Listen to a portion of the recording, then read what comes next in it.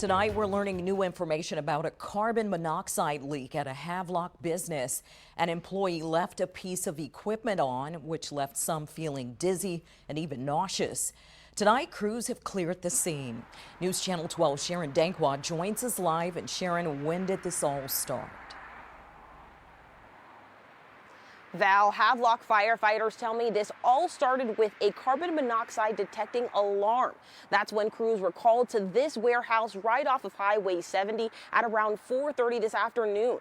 Havelock Fire Captain Mark McGuire says when crews got here, they realized that their machines detected a significant amount of carbon monoxide. And the people inside the building at the time say they felt sick and dizzy.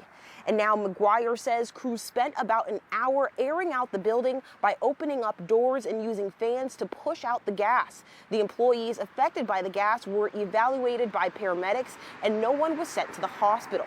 As for the cause of the buildup, Captain McGuire says a forklift was left running inside of the warehouse, which created the buildup of carbon monoxide.